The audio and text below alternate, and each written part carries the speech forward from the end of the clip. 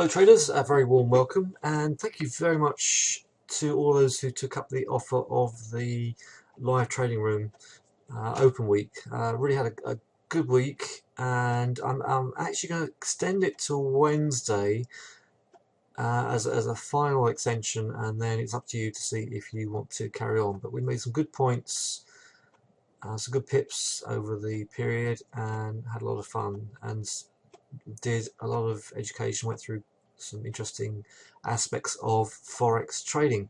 So let me know if you want to get involved, and I will not be opening the room until 5 p.m. UK time, which is midday in New York. The reason why I'm not doing that is because there's so little data this week. What I don't want to do is spend a lot of time at the screens that's not going to be productive.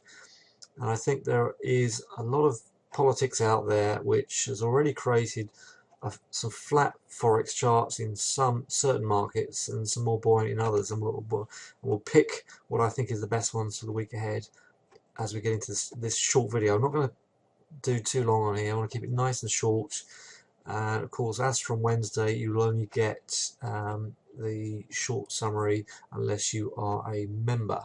Okay, so you're looking at the Nasdaq. This is on the daily chart, very bullish chart, and as we've come into the start of 2015 and we come into getting close to the end of the second month, this is extremely bullish.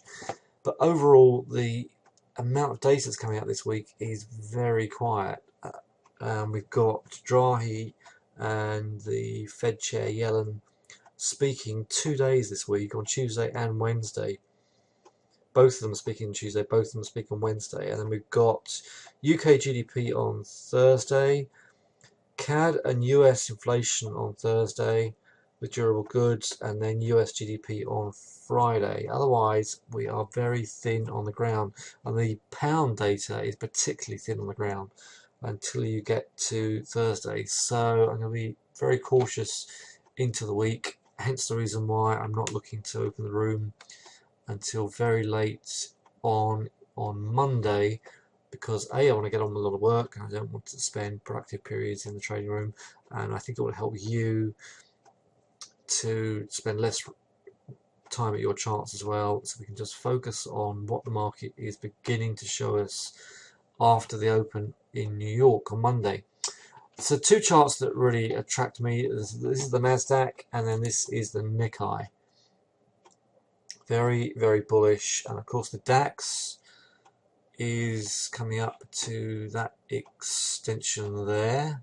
So we're very close to a 161 extension on the DAX, but the FTSE has that's probably one of the most significant charts out there. That FTSE break.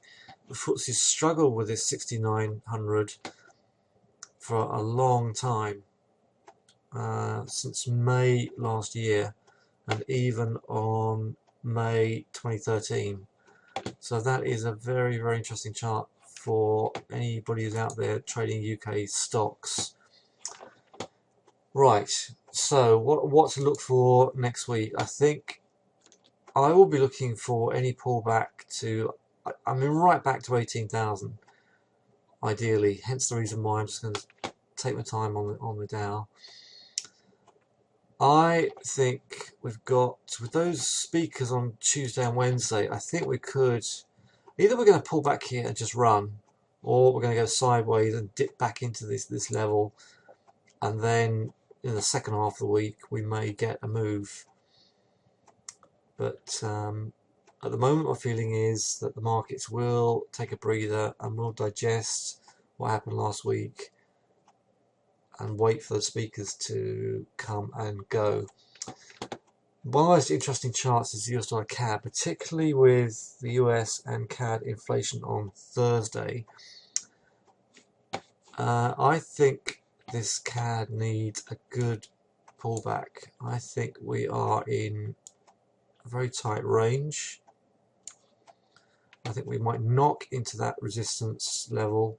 It's a very bullish chart, but I just don't think, I think the CAD is potentially going to gain some momentum after being shot at with this great rise in the use of the CAD.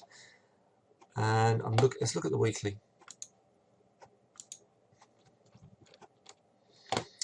I mean, it's a potential stopping bar and a higher close above the stopping bar over a 2-week period. So I am a counter trend trader if I do short this. But that's why I'm not going to charge out there and get heavily short. What I am going to do is wait and see what happens on Monday, and then get set for the Thursday data to see if that can drop out of there, at least come to 122. But what I don't want to do, like I said, I don't want to get counter trend trading in a market that has been very, very strong.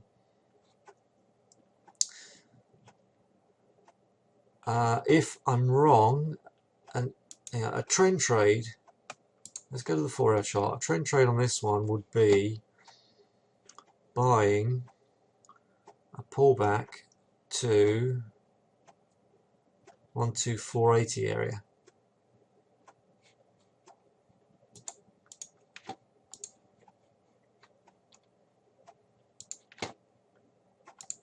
But we've got all that resistance above. We've got all this support underneath us. And what I'm looking to see is if we can either come into that 126 and roll over, or if we're going to come into that 126, hold it, buy a pullback, and then get to 130. The 4-hour charts are really useful if you've got markets where it's a little bit difficult to pin down. But I'm just looking at this resistance up there.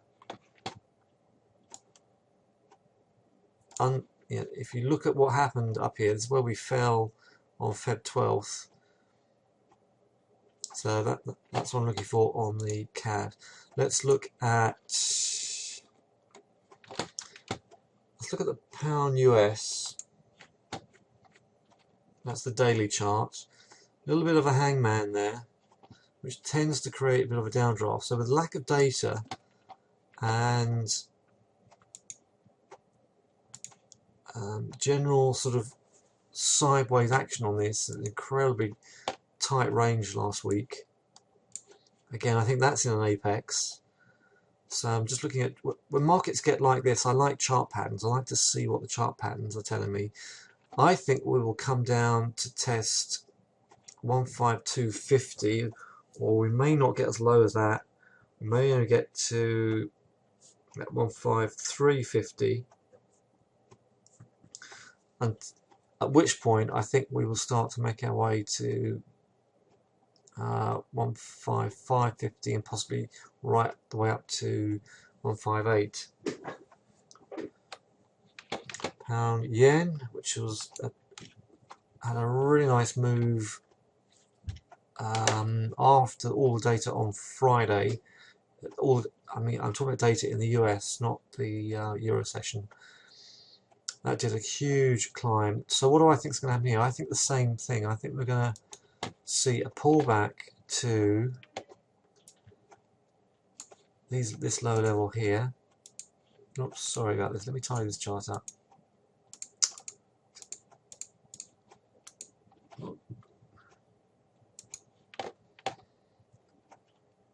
I would like to see it pull back to 182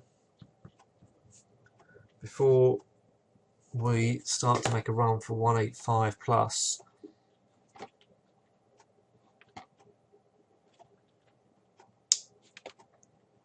We are in a very congested area up here.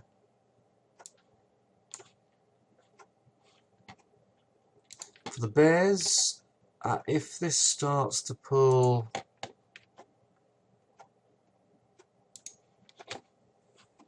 underneath that 182, and obviously 181, then that's going to retest these lower levels. Pound Aussie dollar, stick to the pound for the moment, and that's hit the 127 extension, and that will be a lovely move back to 193 on the pound Aussie dollar.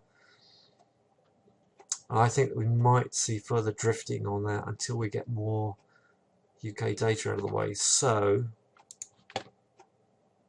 and it could come all the way back to 194, and ideally all the way back to 192.50 before we get another leg up. And this is a very, very bullish chart.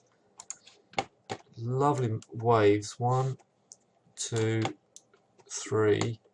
So we're seeing a potential A, B, C wave correction before you get the D wave to push up into these charts, into those levels. Euro, understandably really flat. I think we could see a push up to 116 and possibly 118 before that takes another dive. But I could be wrong because the speakers could come out and change all that. That to me looks like a bear flag. So here's the big move. This is the resistance, and any attempt to pull back into this area here could see that start to leg down again.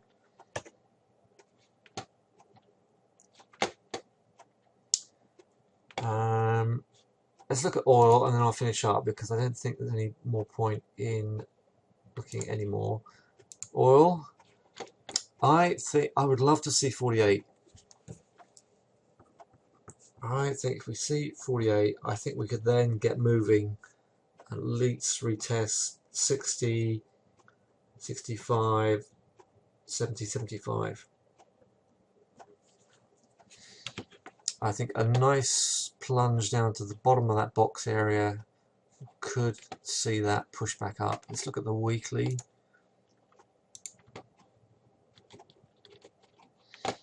So a hangman, so that's what the effect of a hangman bar. And we've got a hangman in the pound yen. So it's a lower close, but I think a pullback to this, potentially even 47.20 would be terrific. We come down there and hold before we start to push back to some of these higher levels. Okay, so my new website is almost up and running, and much more information, live trading videos, etc. are going to be coming up, and we've already increased the volume of live trade videos, trying to capture more and more of what we're doing in the live trading room to try and get you guys in there. So watch out for upcoming events. I've got a list of events I'm going to publish ASAP, and in the meantime join me in the trading room 5 PM UK time on Monday, midday Eastern time, and then let's hope we get a great week. So enjoy whatever's left of your weekend, and stay tuned and get involved in our trading room, and look forward to seeing you at the next update as well. Thank you, and bye for now.